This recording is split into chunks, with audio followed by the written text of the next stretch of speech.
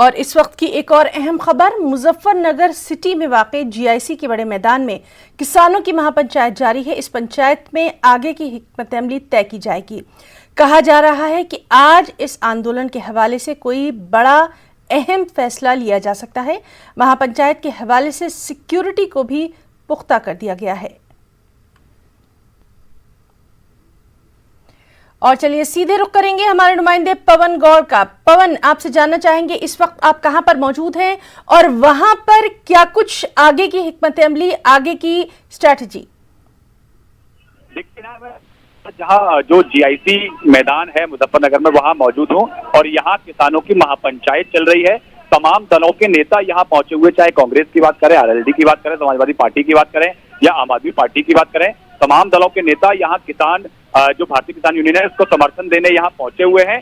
और जो आगे का फैसला आज यहाँ डिसाइड होगा किसान आंदोलन को लेकर, वो यहाँ आगे का फैसला लिया जाएगा। जिस तरह से कल शाम को एक भावुक अपील भारतीय किसान यूनियन के नेता राकेश टिकैत के द्वारा की गई, उसके बाद में लगातार जो आसपास पश्चिमी उत्तर प्रदेश के जो किसान लोग हैं खासकर उत्प्रेरित थे और उन्होंने आज महापंचायत बुलाने का फैसला किया।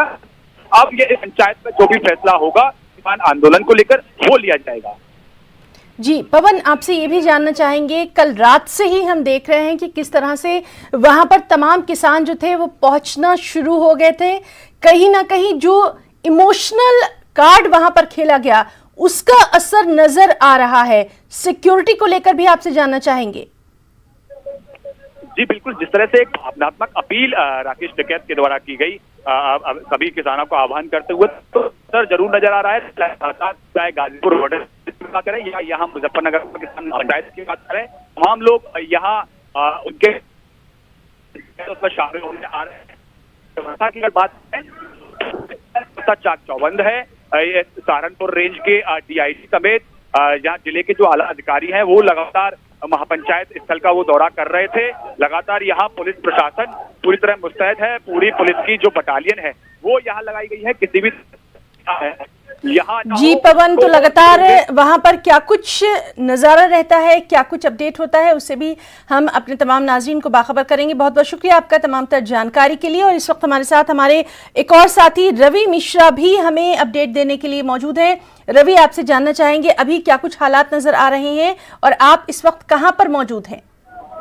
जी सलाम के साथ तौर पर एक खबर से आपको रूबरू करा दूं कि इस वक्त मैं सिंघू बॉर्डर पर मौजूद हूं और यहाँ पर सिंघू बॉर्डर के आसपास के तमाम जो स्थानीय गांव है, नरेला की बात करें, सिंघू गांव की बात करें, नरेला की बात करें, सिंघू गांव की बात करें तो आसपास से तकरीबन 300 से ज्यादा गांव हैं जो कि किसान जत्थेबंदियों का विरोध कर रहे हैं। ये किसान जत्थेबंदी पिछले 2 महीने से सिंघू बॉर्डर पर अपना विरोध जता रहे हैं, मगर 26 जनवरी की घटना के बाद जो स्थानीय लोग हैं वो काफ़ी आक्रोश में हैं और वो किसानों को सिंघू बॉर्डर खाली करने के लिए मोहलत दे रहे हैं। साफ तौर पे एक बड़ा दृश्य अभी देखने को मिल रहा है। आसपास के स्थानीय गांव वाले जो कि सिंघू बॉर्डर पे पहुंच गए हैं और कहीं ना कहीं जो किसान जत्थेबंदी पिछले 2 महीने से इन सड़कों पर, इन हाईवे पर बैठे हुए हैं, आज उनका पुरजोर तरीके से विरोध जताया जा रहा है। साफ तौर पर रैपिड एक्शन फोर्स, सीआरपीएफ के जवान, बीएसएफ फोर्सेस यहाँ पर तैनात है। चप्पे चप्पे पर वाटर कैनन की काफी गाड़ियां यहाँ मौजूद है। आंसू गैस के गोले के यहाँ पे पूरे इंतजाम है। रवि, आप जिस तरह की जानकारी दे रहे हैं, अगर उसको हम मुख्तसर तौर पर समझें तो कहीं ना कहीं वहाँ जो किसान हैं और जो मकामी लोग हैं, जो लोकल्स हैं, उनके बीच टकराव के हालात नजर आ रहे हैं। हमको तो लगता है कि गाँव वाला तो चला गया इधर घूम के। जी बिल्कुल सुना। देखिए, स्थानीय लोगों का कहना है कि यहाँ पर 2 महीने से प्रदर्शन होने के कारण उनका रोजगार, उनके कारखाने, उनकी दुकानें बंद पड़ी हैं। रोजमर्रा की जिंदगी में उनको आर्थिक समस्याओं से जूझना पड़ रहा है, मगर सब कुछ उन्होंने बर्दाश्त किया। 26 जनवरी को किसानों का जो रूप देखने को मिला, जो हिंसा देखने को मिली, उसके बाद से स्थानीय लोग काफ़ी आक्रोशित हैं और वो चाहते हैं कि ये हाईवे जल्द से जल्द खाली करा लिया जाए। अब एक तरफ स्थानीय लोग खड़े हैं तो दूसरी तरफ यहाँ किसान जत्थेबंदी खड़े हैं। बीच में प्रशासन दोनों को समझाने की कोशिश कर रही है। अब देखना ये है कि क्या स्थानीय लोग मानते हैं या फिर क्या किसान ये सिंघू बॉर्डर हाईवे खाली करते हैं, देखने वाली बात होगी। मगर अभी के जो दृश्य है, एक तरफ किसान खड़े हैं तो दूसरी तरफ स्थानीय लोग किसानों का विरोध करते दिखाई नजर मालूम पड़ रहे हैं। जी जी, और हमारे साथ इस वक्त हमारी एक और नुमाइंदा प्रीति श्रीवास्तव भी मौजूद हैं। प्रीति, आपसे जानना चाहेंगे इस वक्त आप कहां पर मौजूद हैं और क्या कुछ हालात? प्रीति।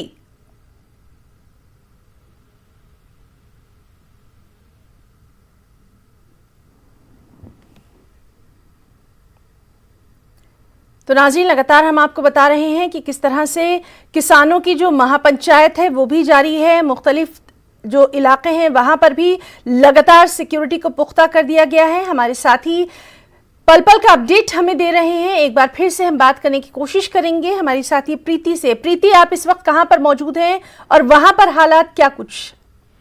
बिल्कुल, मैं आपको बता दूं हिना कि इस समय हम गाजीपुर बॉर्डर पे मौजूद हैं और इस समय यहाँ पर जो तस्वीर है वो ये है कि यहाँ पर किसानों का जो जत्था है वो आना शुरू हो चुका है और भारी संख्या में जो किसान है वो लगातार यहाँ पर पहुंच रहे हैं। कल राकेश टिकैत ने मंच से आह्वान किया था और किसानों से कहा था कि वो यहाँ पर पहुंचे और उनका समर्थन करें, और उसके सपोर्ट में यहाँ पर जो किसान है वो लगातार सुबह से हम देख रहे हैं कि वो लगातार जो किसान है वो लगातार यहाँ पर पहुंच रहे हैं गाजीपुर बॉर्डर पर, और उन्होंने साफ कर दिया है कि अब हम यहाँ जो धरना चल रहा है गाजीपुर बॉर्डर पे वहां से हम नहीं उठेंगे जब तक बिल वापसी नहीं होगी, हम यहीं पर डटे रहेंगे।